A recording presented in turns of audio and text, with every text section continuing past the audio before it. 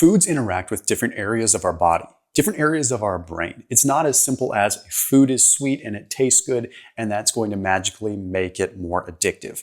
When you're looking at the addictive properties of food, you have to look at all kinds of different things. You have to look at hunger hormones. You have to look at neurotransmitters. You have to look at different neurological responses. You have to look at opioid receptors. You have to look at sensory things like texture. All these things add up, and we have science and data to help us understand which foods are most addictive. So the first one is one that probably doesn't come as a surprise, but we need to unpack why, and it's pizza.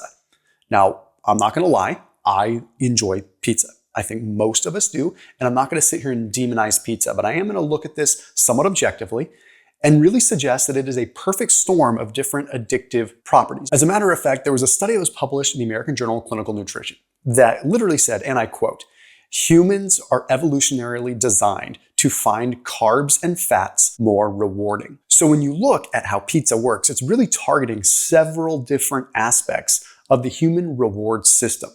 We're looking at things like the sensory effect of cheese, but we're also looking at a concentrated amount of carbohydrates that are really triggering a massive reward response.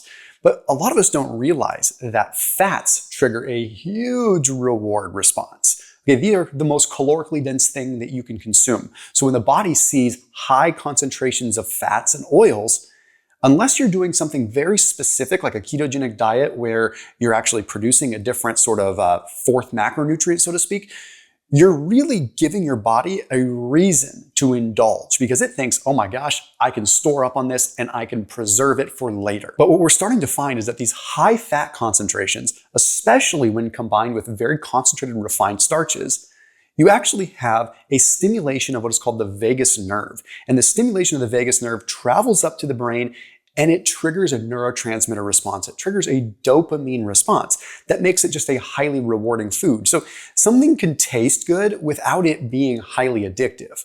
Okay, like fruit realistically is not that addictive, but it tastes delicious. Sure, it has sugar and that has addictive components to it. But when you're looking at what's really happening in the brain, something like pizza is just a load of fireworks up that vagus nerve and subsequent neurotransmitter response. But something we'll talk about a little bit later in this video, the concentration of cheese, you have this thing called beta-casomorphins, which break down from cheese after a little bit of digestion, and they actually hit our opioid receptors. Now, it's nothing like an actual opiate, but it still is enough to nudge us in the direction of wanting to eat more. This is a very real thing, and I know some people on the internet will say, hey, that's not that true. People that say cheese is addictive are overblowing it.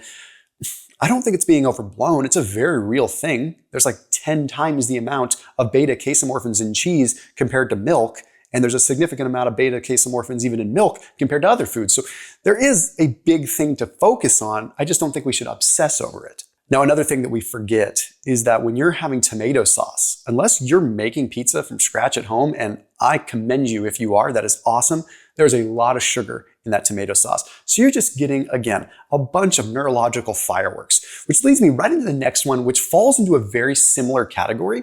And it's not gonna come as a surprise. You might be thinking, this is a boring video. I know these foods are not good, but we're getting into the science of addiction. And hopefully you can extrapolate some of the things that I'm saying and apply them to other foods and understand a little bit more too. This next one is cheeseburgers. And it's very similar to pizza. Okay, we have some of the same kinds of things, but as a matter of fact, a lot of times the actual buns are going to be more refined than even a lot of pizza crust. Because sometimes you have sourdough pizza crust, you have some of these things that aren't quite so, I don't know, nefarious, but most refined buns are not too good. But where things start to add up is we forget about all the condiments. Okay, so there's a sensory thing that happens when we consume condiments. The smooth texture makes us want to consume more. We're not chewing, we're not masticating, okay? Now, one of the other things is there's a high amount of glutamates that are in these condiments. Some naturally occurring, oftentimes some that are added, okay? A lot of times you're gonna find them in mustards and different sauces, and depending on where you're getting a burger, they're gonna add them into the meat sometimes. I'll put MSG or just beef naturally has glutamates, which is no big deal, but the lower the quality, sometimes they add more, right? Now, what this does is a natural sort of umami effect. And umami is good. We want things to taste good. But when we have so much excitatory neurotransmission in our brain, it makes us want to eat more. It's like the brain is going faster than our mouth and our mouth is trying to catch up. That's essentially what's going on. Now, next up is another one that's not shocking, but the science is fascinating. It's ice cream. Okay, sure. Carbs and fats combined, definitely something that's going to be massive reward signaling. Anytime you have high amounts of carbs or high amounts of fat, it's going to be reward signaling. When you have them both combined, it's like kaboom, right? But what's interesting is there was another study in the American Journal of Clinical Nutrition that had subjects consume a milkshake or a tasteless milkshake, and they put them under MRI scan. Well, I mean, you could probably expect what would happen, but the ones that were under MRI scan that had the milkshake, the result was crazy. They basically found that they had this ridiculous dopamine response, but it desensitized tremendously fast. So the more frequently that they had something sweet like ice cream or a milkshake that was in that texture, the more it just disintegrated their dopamine response. They adapted to the milkshake so fast that they started requiring more and more milkshake to get the same mental effect. We hear this in like recreational type drugs, right? And we know that's not good, but it happens so fast with things like ice cream. It's wild. The other piece that people forget about, or people don't even know about, is the temperature effect. We have thermoreceptors that are in our mouth, and these thermoreceptors can sense when something is room temperature or hot or cold. When we consume something that's ice cold, like ice cream or a milkshake, it actually slows down these receptors in our mouth. And it makes it so that we don't taste things as much. So we have to take bigger bites. It's pretty wild. So when something's cold, we tend to take bigger bites to get the same flavor effect. The best way to describe it is almost like your mouth is being numbed and you need more to actually get the effect. And then, of course, there's a simple mastication effect. When you're not chewing, things are less satiating. The simple act of chewing starts the digestive process and can actually trigger not only neurological change, but hunger hormone change. So when something is so soft that you can just gulp it down or just mash it in your mouth for a split second and then swallow it, you're putting yourself in a spot where you're going to need more to get the desired effect, and you're going to have a delayed response in terms of your satiety. Meaning by the time you're actually satiated, you may have consumed 2,000 calories of this stuff.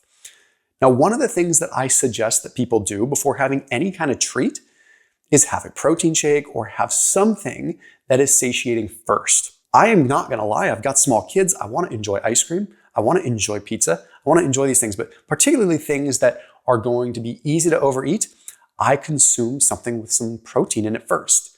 It's that simple. You can even put protein in your ice cream if you wanted to, or use something like a Ninja Creamy or something. Those things are awesome. And you can actually add some protein, which is going to signal a little bit more of a satiety effect. I put a link down below for 30% off through Thrive Market. They have a bunch of different high protein options, whether it's beef sticks, whether it's turkey sticks, whether it's jerky. They have all kinds of different protein powders. They have a bunch of healthier options when it comes to snacks.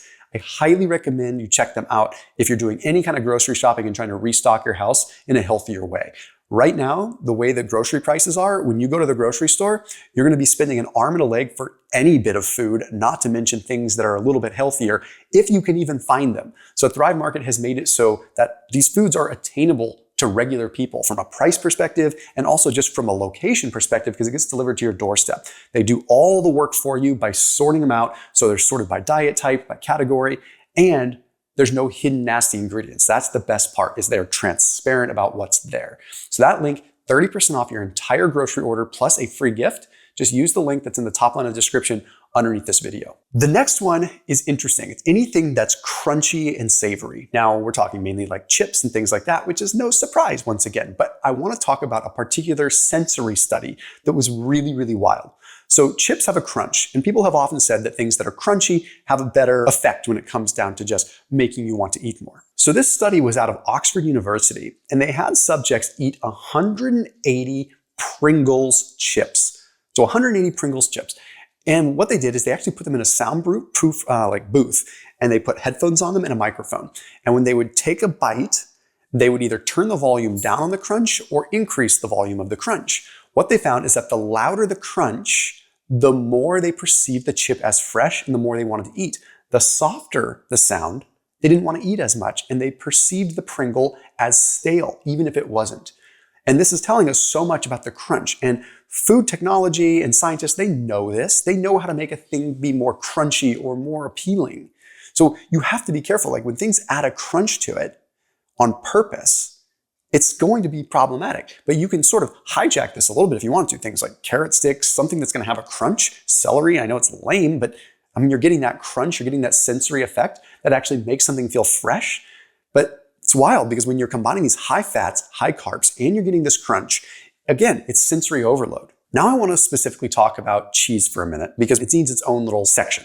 Cheese is calorically dense. That's no surprise. It's pure, pretty much fat and protein, right? So it's going to be calorically dense. But people don't fully understand the beta-casomorphin piece. When we consume casein protein, specifically casein protein that's in cheese, that's been aged or has certain levels of like microbial kind of activation or any enzymatic activity that's prolonged, you're going to have a higher amount of what are called beta-casomorphins, which are a percentage of regular casein proteins that break down a little bit more. But what these beta-casomorphins do is they softly bind to opioid receptors. Now, opioids we obviously know of and highly addictive, and they trigger like a euphoric feeling, right? Cheese can make a euphoric feeling. It can absolutely do that. And if you don't feel that, pay attention to it next time you eat cheese. You might actually notice it. If you're at a party and there's a cheese tray out there, you typically want to grab it. You just want to go for it. You just want more and more and more. And unfortunately, the more aged the cheese, the more of this effect. That being said, the aged cheeses are the healthier ones, right? They are the ones that have more of a benefit, a microbial benefit, usually a better fatty acid profile. The downside is they have more of these bioactive kind of opiates. So we have to be paying attention to that. Some of the healthiest cheeses you could eat, it's kind of like, maybe macadamia nuts. Very healthy, very good for you. But if you eat a bunch of them, it's not the best thing, right? So cheese, it would be super easy to say, I'm going to have a little bit of aged cheese and then end up having a few ounces of it and eat your entire day's worth of calories off of a snack tray of Parmesan or Pecorino Romano. Now, the next one is good old chocolate. And it doesn't just have to do with the sugar and the fat. We definitely know the sugar and the fat does something. There is an interesting study that looks specifically at M&Ms though. The study was out of the University of Michigan, and this particular one looked at rats. They found that when rats consumed M&Ms, there was a compound called enkephalin that was released. And this enkephalin bound to opioid receptors too. And again, the more chocolate they ate, the more this compound was released. Now, this is independent of the sugar response and the fat response and the texture response. So there's compounds in chocolate. And I've done videos on chocolate. I eat a lot of chocolate. I eat dark chocolate. It doesn't have a lot of sugar, but it's still addictive. Anyone that likes chocolate knows you want to eat more of it. So it's very important that you're aware of this whole thing. Not to mention, there are theobromine-like, or theobromine and theobromine-like compounds, but other compounds, epicatechin, all these things that can kind of send you into a euphoric overdrive and make you want to eat more. It's kind of like, okay, if you consume caffeine, you like how you feel with caffeine, so you're going to want to have more. You like how you feel with the chocolate, so you're going to want to have more.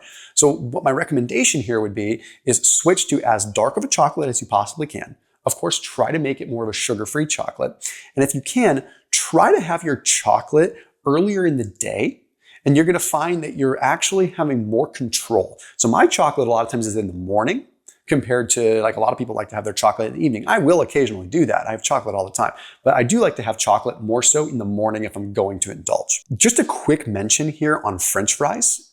French fries is one of them, but the reason I'm not going to touch on it a whole lot is because we've talked about all the reasons why carbs and fats are problematic. But French fries have something unique, and tater tots are in this too.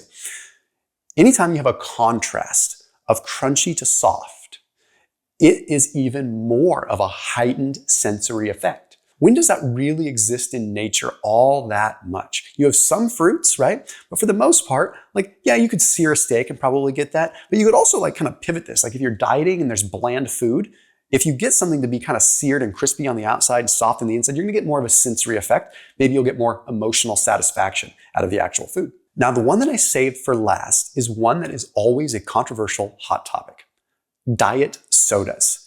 Now, when it comes down to appetite and addicting foods, soda and diet soda are pretty much equally addicting. Now, is one going to put more weight on you than the other?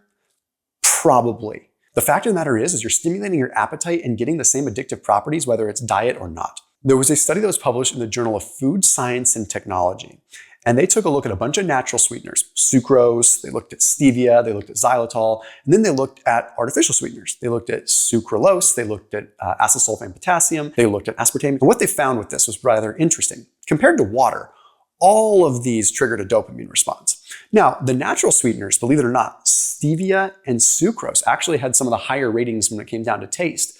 But what's interesting is that all that mattered was the concentration of sweetness in terms of the dopaminergic effect and the downgrading of the dopamine receptors. So it was burning out dopamine at equal levels, whether it was pure sugar or aspartame. So the bottom line here is if it's a diet soda, it's going to be addictive. And I'm not saying you need to avoid these things. Okay, I do think that having like a stevia sweetened drink is fine. But we have to pay attention to the fact that we are still taxing our brain. And so much focus is just on calories and this and that. The brain, guys, the brain is governing so much of this. But soda has one more thing that we have to pay attention to, and that's the carbonation. The carbonation impacts oral sensory nerves. So we have nerves that are in our mouth, and when you have the bubbles, you ever notice that like it almost seems more quenching to have something bubbly? That's because you're not just getting quenched more. You are actually activating a region of your brain that is satisfied. So you're not just getting hydration dopamine hits, you're getting sensory hits from the bubbles.